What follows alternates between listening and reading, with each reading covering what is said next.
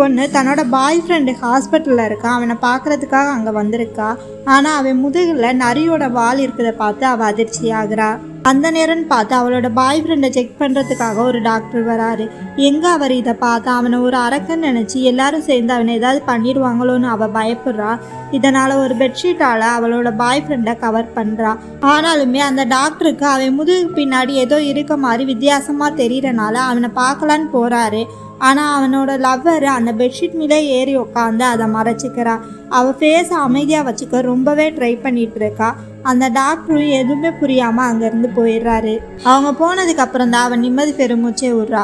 ஆனால் அவள் திரும்பி பார்க்கும்போது அவளோட பாய் ஃப்ரெண்ட் உடம்பு முழுக்க நடுங்கிட்டு இருந்துச்சு. இவன் என்ன செய்கிறதுனே தெரியாமல் நின்றுட்டு இருக்கும்போது போன டாக்டர் மறுபடியும் வராரு. அந்த டாக்டர் அவனை செக் பண்ணுறதுக்காக அவன் பக்கத்தில் போகிறாங்க.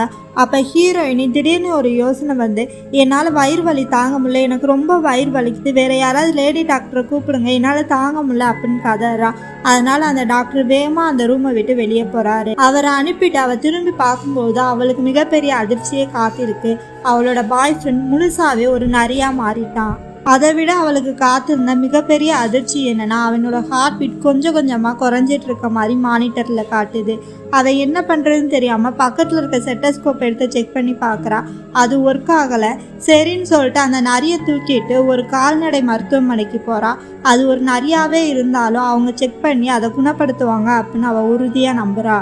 அங்கே வேலை பார்க்குற நர்ஸு இவ கதறதை கேட்டு வேகமாக டாக்டரை கூப்பிட்றதுக்காக போகிறாங்க. அவங்கள அனுப்பிட்டு இவ திரும்பி பார்க்கும்போது அவளோட லவ்வர் திரும்பவும் மனுஷனாகவே மாறிட்டான். அவன் உடம்புல துணியே இல்லை. இவ அதிர்ச்சி ஆகிட்டா. அங்கே இருக்க பெட்ஷீட்டை எடுத்து அவனை போத்தி விடுறா. நிறைய செக்அப் பண்ணுன்னு சொல்லி நர்ஸு போய் டாக்டரை கூட்டிகிட்டு வராங்க. ஆனால் இப்போ நிறையா இருந்த ஹீரோ மனுஷனாக மாறிட்டாரு. இதனால் ஹீரோயினி டாக்டரை பக்கத்தில் விடாமல் அவங்கள டைவர்ட் பண்ண பார்க்குறாங்க. ஆனால் டாக்டருக்கு எல்லா விஷயமும் புரிஞ்சிருது. அதனால் நர்ஸை அனுப்பி வச்சுட்டு நான் மனுஷ விலங்குகளுக்கும் ட்ரீட்மெண்ட் பார்ப்பேன் அப்படின்னு சொல்கிறாரு. அப்போ தான் ஹீரோயினிக்கு நிம்மதியாகவே இருக்குது. டாக்டர் ஹீரோவை செக் பண்ணி பார்த்துட்டு அவன் உடம்புல நிறைய காயம் இருக்கனால அவன் ஞாபக சக்தியை மறந்துட்டான். அதனால் இவனை சீக்கிரமே ஐசியூவில் சேர்க்கணும் அப்படின்னு சொல்கிறாரு. அப்போ ஹீரோ திடீர்னு எழுந்திரிச்சு ஹீரோயினியை பார்த்து அம்மா அப்படின்னு கூப்பிடுறாரு. இதை கேட்குற டாக்டரு நரி ஞாபக சக்தியை இழந்ததுக்கு அப்புறம் முதல்ல யாரை கண்ணை திறந்து பார்க்குதோ அவங்கள தான் தன்னோட அம்மாவாக நினைக்கும் அப்படின்னு சொல்கிறாரு. தென் இவனோட ட்ரீட்மெண்ட்டுக்கு நீங்கள் கண்டிப்பாக அவசியம் அப்படின்னு சொல்கிறனால ஹீரோயினி ஹீரோவை தன்னோட வீட்டுக்கே கூட்டிகிட்டு போகிறா. ஹீரோ அவனை முழுசாவே ஒரு குழந்தையாவே நினைக்கிறான். அதனால ஹீரோயின் கிட்ட எப்பயுமே ஒட்டிக்கிட்டும் கட்டிக்கிட்டும் இருக்கணும்னு நினைக்கிறான். ஆனால் ஹீரோயினி அதுக்கு ஒத்துக்கலை. அதனால் ஹீரோ நான் ஒரு நரி, என்னால் அம்மா இல்லாமல் இருக்க முடியாது அப்படின்னு சொல்கிறாரு.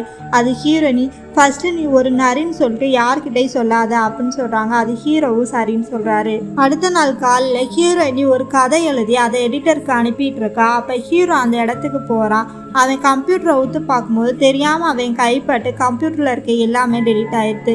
இதனால் கடுப்பாகிற ஹீரோயினி அவனோட பொம்மையை தூக்கி வெளியே போட்டு முதல்ல நீ வெளியே போய் விளையாடு அப்படின்னு சொல்லி துரத்தி விடுறான். ஆனால் அவள் வேலை செய்கிற மும்மரத்தில் அடுப்பில் வச்சிருக்க நூடுல்ஸை மறந்துடுறா. இதனால் நூடுல்ஸ் தீஞ்சு போய் வீடெல்லாம் புகையாக பரவிடுது.